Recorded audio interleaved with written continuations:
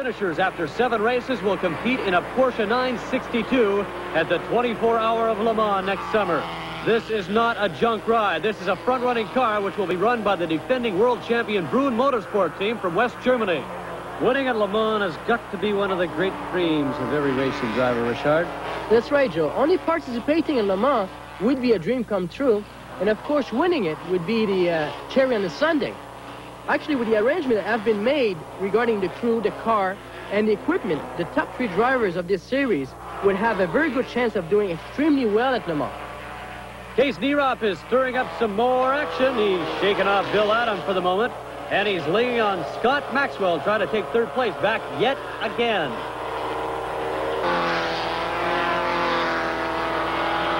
Here we have Case Nierop. Oh, got loose here, corner 8.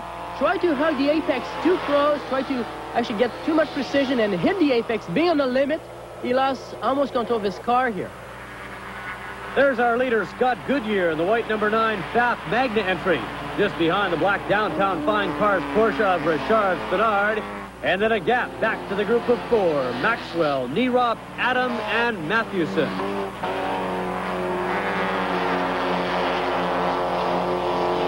We can't forget about Bill Adam. The veteran sports car driver is staying very close, waiting for any opportunities. Adam has a knack for having his car in the right place at the right time. Before the race, I spoke to him about the importance of experience. It's an advantage in a great many areas, particularly in traffic situations. You learn from being in those situations yourself what's good and what's bad and what may get you into trouble. Hopefully you can avoid those, and I've been lucky so far that I've been able to stay out of any problems. Unfortunately for me, Scott Goodyear has also been able to stay out of any problems today. As a former head instructor of the Russell Racing School here, you must have driven thousands of laps at Le Circuit. It's Goodyear's first time on the track. How would you grade his performance today? Well, obviously, his performance are very nice. Tremendous job he's doing here to lead the race from the beginning. Scott hasn't raced here before, but he had tests, he had practice, so he knows the track enough to be able to do what he's doing now. Scott is a very talented driver, but also very, very smooth. He's very smooth with his car. He doesn't work his car too much, doesn't get his car sideways. So therefore, he's not too demanding for his car, and he makes some good lap time, and he's very, very consistent. Scott is very impressive also in open wheel racing. He's actually clinched the North American Formula Atlantic Championship this year in the United States. So he's making a big name for himself in 1986. Scott Goodyear comes over the hill. What has really impressed me about his performance in this race has been his consistency. Looking at the lap times, I can see that Scott has not been the absolute fastest. That honor goes to Nierop, who posted a time of 2 minutes, 6.279 seconds on lap 2. But Goodyear has clocked every single lap within a half-second bracket. His slowest lap was only 65/100ths of a second off his fastest. That consistency, the ability to drive lap after lap at exactly the same speed, is a mark of a champion. It indicates that the driver is taking the car to its mechanical limit rather than his own. There are some gifted drivers on the track today, but no one comes close to Scott Goodyear's consistency on the stopwatch. As we cross the start-finish line in Scott Goodyear's car, the starter will raise a finger to indicate 1 lap to go. Incidentally, this is the first time we've cut to Scott's in-car camera. Nothing against the driver or his team. It's just that the view has been boring. Nothing but an empty track all day. If you want to get on CTV, you let me pass you. Richard, you clearly aren't conceding victory to Scott Goodyear. Your last lap was your fastest yet. At this point of the race, on the last lap, all I can do is try to stay close. Remember our first race at Mosport. On the last lap, I was able to take advantage of a mistake by Nierop and went on to win. The best race is happening behind me, Maxwell versus Nierop for 3rd. Naturally, I'm cheering for Maxwell. 2 red cars, it's hard to tell. Nierop! Case Nierop has moved ahead of Scott Maxwell on the last lap to take 3rd place. What a battle these two are having. Leaders around turn 8 for the last time, up the hill to turn number 9. Scott Goodyear in front, followed by Richard Spinard.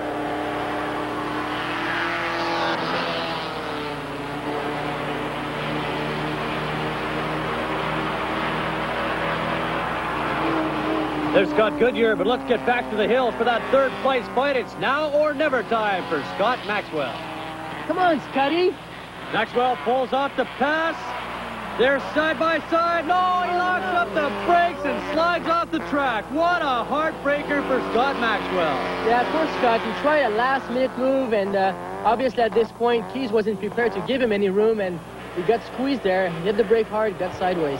What a relief for this man, Kelowna's Case Nierop, who will be able to leave Quebec with his championship hopes intact. Scott Goodyear rounds Namro hairpin for the last time. We've come to expect superb racing in this series, and round 3 certainly filled the bill. Goodyear drove faultlessly. His car never missed a beating despite all kinds of wild off-track excursions. Not one Pirelli tire went flat. Checkered flag for Scott Goodyear. What a weekend he's had. A Formula Atlantic victory in Wisconsin, and now he becomes the 3rd driver to win in the Rothmans Porsche Challenge. Case Nierop takes the checkered flag in 3rd place behind Richard Spinard. And Scott Maxwell, what more can we say? Well, you could say it's a $4,000 mistake.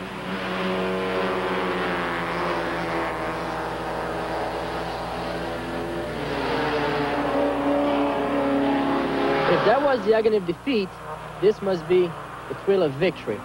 Scott Goodyear takes a well-deserved victory lap. As you can see, Bill Adam won his race-long fight with Kurt Matthewson to finish 4th.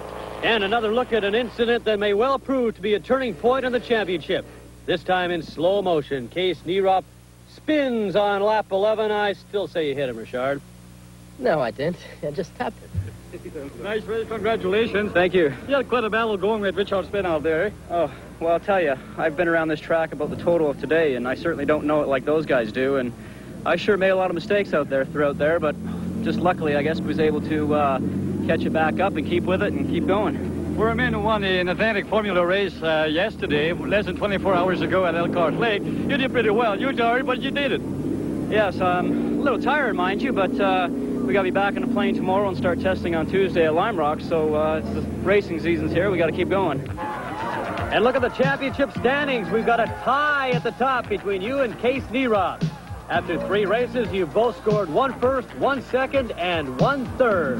Good racing, Scotty. Ladies and gentlemen, Case Nierop. Next week, we move to Mosport for round 4. What do you think of your chances?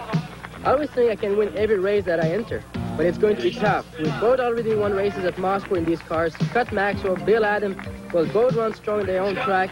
And don't forget Scott Goodyear. His performance today was so impressive. He's pumped up, his team is excited. They'll be very hard to beat.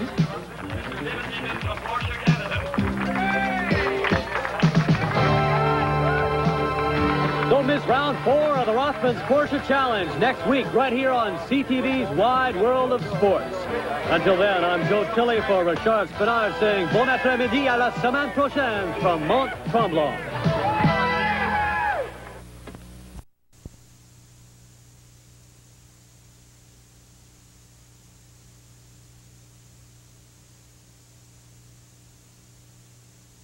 One of the top young drivers in the country when CTV's Wide World of Sports continues. This man. 4 in the Rothmans Porsche Challenge Series. Drivers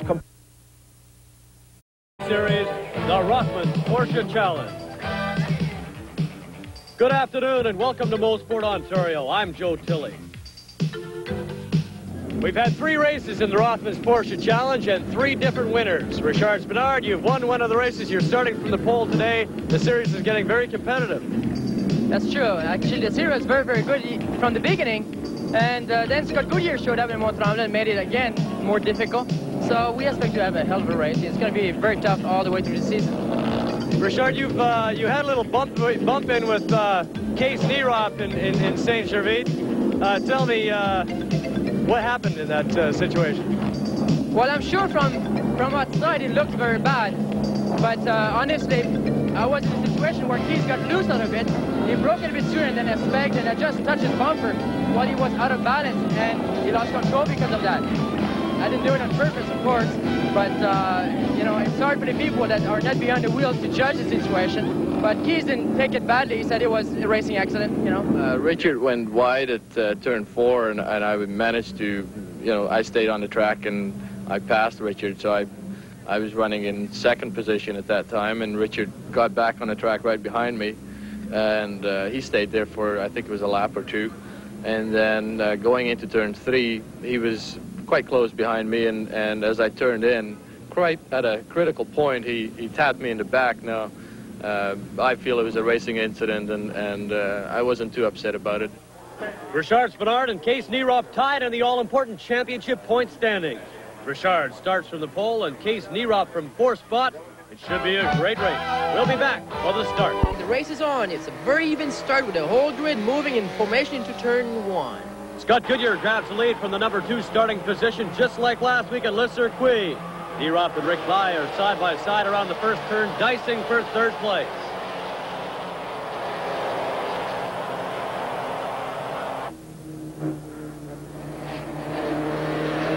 Inside Bill Adams' car, you can see how important it is to qualify the front. Here's Bill in such heavy traffic. He can't take proper racing line. He's forced to go wide. He's falling back to 8th position.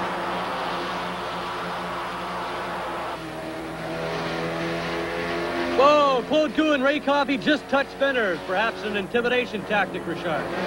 The worst part is, of course, that all the cars running in traffic are actually lapping much more slowly than they did in qualifying, while the leader is able to go full speed on an empty track and fall away dramatically.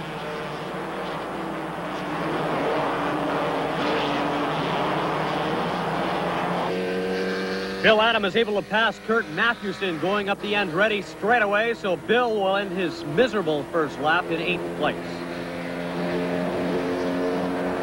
Up front, the leaders charge into turn 8. Scott Goodyear leads in the white number 9 Porsche, followed by my co-host Richard Spenard in the black number 42. Case Nierop from Kelowna, BC has slipped into 3rd spot with Scott Maxwell and Rick Bye in 4th and 5th, respectively. Around corner 10 to the end of the first lap, look at the race for 3rd. Scott Maxwell gets inside Case Nierop, but Case hangs on and gives Scott a little shove on the front straight. You see, Joe, I'm not the only one that does that. The order after 1 lap is Scott Goodyear, Richard Spenard, Case Nierop, Scott Maxwell, and Rick Bye. Scott Goodyear is really flying. That's me in a black car in 2nd place. I'm trying to keep up, but Scott is pulling away. A name we're starting to see more and more often amongst the leaders is a driver at car number 8, Rick Bye. Before the race, I asked him about his starting position. Starting in 3rd place is a lot better than starting in 4th or 5th. But I believe there'll be a train of 4 or 5 guys get away, and it's absolutely critical to catch that train immediately, because if they get a gap of 3 or 4 or 5 car lengths on you, that's it. You're gone, because the 2 or 3 cars running in the draft together will run faster. And if they just get in line and don't start racing, then those guys are gone, and you're hopelessly, you have to team up with somebody else, and you're going to be winding up going backwards, and that's the end of it. Scott Goodyear in the white car number 9 has opened up a lead of nearly 2 seconds. That's Rick Bye in car 8, staying right in the thick of things in 5th spot. Richard, do you agree with Rick Bye's assessment? Are these opening laps really that important? Well, definitely, Joe. As they explained very well, if you lose a draft from the cars in front of you, you're in trouble, especially here in Moscow, where the straight line is so long that it's a big handicap.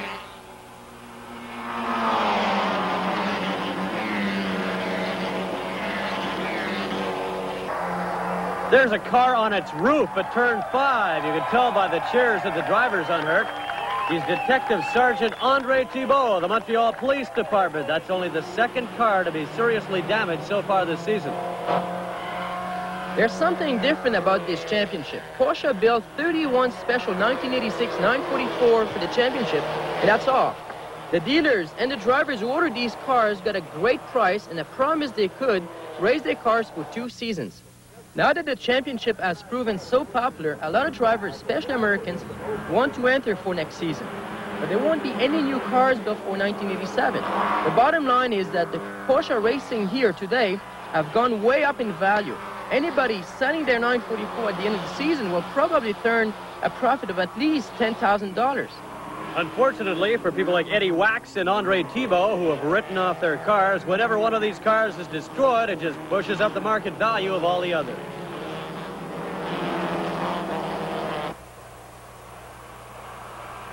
In what is beginning to look like a replay of last week's race at Mont Tremblant, Scott Goodyear is stretching his lead. Case Nierop is making a move for 2nd place, pulling alongside at the end of the straightaway. Case Nierop tries to take 2nd place away from Richard Spenard, and he does. What a battle for 2nd place. Scott Goodyear appears to have a comfortable lead at this point, but the real race is right behind him between Case Nierop and Richard Spenard. As we go down the stretch and cross the start-finish line, look at that battle for second place between Spinard and Nierop. Coming out of turn number 1, and Spinard has regained second place. He's in front of Case Nierop, way back with Scott Goodyear, but just inches in front of Case Nierop. Scott Goodyear and I are in very different situation at this point. Personally, I'd rather be where he is, all along with a clear track in front and no one banging on your rear bumper. Scott just has to concentrate on driving smooth, perfect laps, just like in a qualifying session.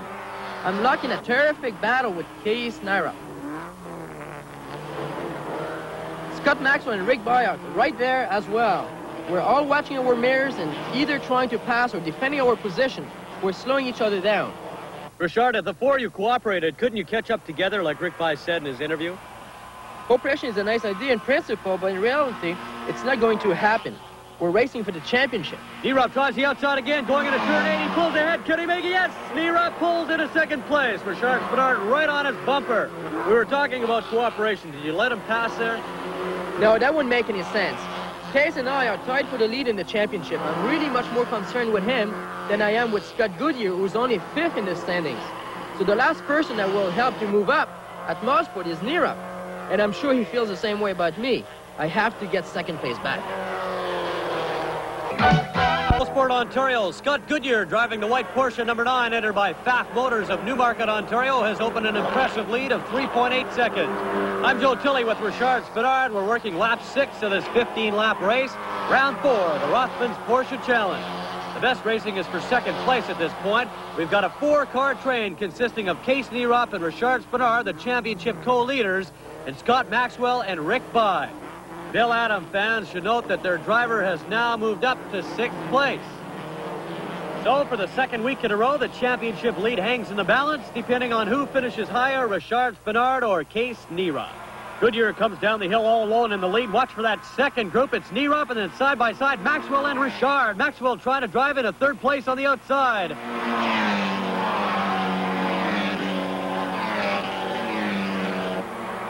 At turn 8, there's Scott Goodyear. And behind him, Case Nierop, Richard Spinard. Right behind him, Scott Maxwell. Richard, you held 3rd place. That's right, Joe. Scott Maxwell attempted the same passing maneuver as Case Nierop a few laps before, but without any success this time. On the front straight, you can see how tight this battle for second place is at the end of 6 laps. Nierop, Spinard, and Maxwell glued together. 2 lengths back, it's Rick Bye. Another 2 lengths, and Bill Adam and Claude Gou. Case Nierop has a beautiful 4-wheel drift through turn 1. These cars are all supposed to be identical right down to the tires. Why do some seem to slide around more than others?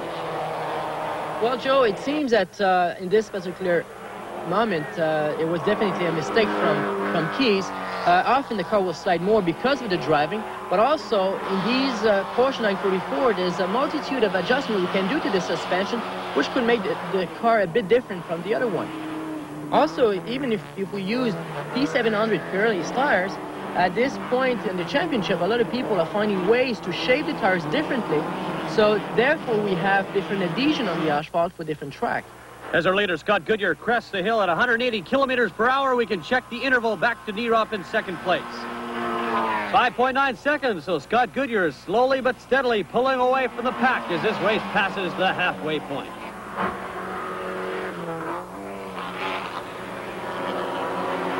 Over the past 4 weeks, we've met most of the sponsors of the series: Porsche, Rothmans, Shell, and Pirelli. Another sponsor that might surprise you is Sun Ice, the Calgary clothing company which made its name in ski racing. Sun Ice got involved in the Rothmans Porsche series because we felt that car racing was a major new sports direction in Canada, and it certainly has proved itself that way this year. Sun Ice, being a leading manufacturer of sportswear and insulated outerwear in the country, decided to take a strong stand on car racing, and we feel that we've affiliated with the best series going right now. It'll be interesting to see if Sun Ice designer will influence fashion at the racetrack as much as they have in the World Cup skiing. There would seem to be a lot of potential for improvement. To be fashionable at a racetrack nowadays, you have to look like you don't buy your own clothes. Ideally, every square inch should be covered with advertising, logos, crests, and pins. And to be really chic, the fireproof look is extremely popular. And also very, very safe. The order remains: Scott Goodyear, Case Nierop, Richard Spinard, Scott Maxwell, Rick Bye, and Bill Adam. Let's check in with Bill Adam in our camera car. He's currently running in 6th place. That white car just ahead of him is driven by Rick By. You can see how Bill Adam is able to close up to Rick By on the straightaway. That doesn't mean his car is more powerful. It's just that Rick's car is breaking the air for the both of them, giving Bill less wind resistance and therefore an extra 4 or 5 kilometers in top speed. Over the past 5 years, Bill Adam has been one of North America's most successful and respected sports car racers. A Canadian who now resides in Miami, Bill is a full-time professional driver who has raced and won with most of the top teams in the big power, big budget IMSA GTP class. The fact that he has not yet won a Rothmans race says a lot about the caliber of competition here in Canada. It's been very frustrating for me, and I suppose the crew too, that we haven't had a win yet, and it's just been a series of niggling little problems. This may bring the car up to the point where we can get competitive like we were in the first race again. And not to say that third place finishes aren't competitive, but it's awfully nice to win, and even coming second isn't nearly as satisfying. I agree with Bill Adam. Nobody likes to finish second, but sometimes there's just nothing you can do about it. Scott Goodyear has stretched his lead over 6 seconds, and he's showing no sign of slowing. In this car, with a driver of Scott's ability, the only way he's not going to win this race is if he tangles with a back marker in the closing laps. I'm trying every trick I know to get around Case Neerup, but at the same time, Scott Maxwell is fitting my mirrors, and I have to be very careful not to let him sneak into third spot. I have to forget about Scott Goodyear and concentrate on my 2 immediate problems. Case Neerup just ahead of me, and Scott Maxwell in car number 23 refused to take no for an answer. From Bill Adams' car here following Rick By, it looks like Bill Adam will probably attempt a pass on the back straight here, which is the ideal place to pass at Mosport. Having many fast corners, there's not very many braking zones, so you have to use the back straight to try to sneak by and hopefully go around corner 8 on the outside, which is a very difficult maneuver to do. But here, Bill Adams succeeds very nicely. Here we go around corner 8 and brake down to even third gear for corner 9. And again, it's a very important corner here, important combination, also very difficult. And funny, corner 10, which is the last point of the track. The length of the front straightaway is a distance between Bill Adam in 5th place and the group of 3 cars fighting for 2nd spot. At the moment, we've got Neerup in 2nd, Richard in 3rd, and Scott Maxwell in 4th. The gap between 1st and 2nd is close to just 4.5 seconds. Are you guys going faster, or is Goodyear slowing down? Well, hopefully Goodyear is slowing down a little bit because we're having a lot of problems to keep up with him. But it could be, since we're not fighting as much as we used to, that we have a better pace and we go a bit faster. Also, Scott having such a good lead, he can easily at this point of the race to ease off and play a bit safer and just make sure that he finish ahead of us, but not necessarily with 10-second lead. There's a pass. Zav Aberman with a damaged front fender just past Peter Dragsby to move into 19th position. Zav is doing a good job. He's moved up from a 25th starting position. There's our leader, Scott Goodyear, and look at this flying wedge behind him. Scott Maxwell with 2 wheels on the shoulder. Pulls inside Richard Spenard going for 3rd place. What a move! Oh, and what a break for Case Neerup. That pass could well be a turning point in this championship. Spenard has now dropped back into 4th spot. Can he come back and overtake Neerup? Oh, why not? Right after this. 10 laps of racing in Mosport. Let's take a look at the top 5. In 1st place, as he has been since the first turn, is Scott Goodyear. Case Neerup has held 2nd since the 4th lap. Scott Maxwell moved up to 3rd just before the commercial break. There, Scott Maxwell got loose, and I made a move on the inside. I pulled up beside him, but could not get by. I'm still in 4th.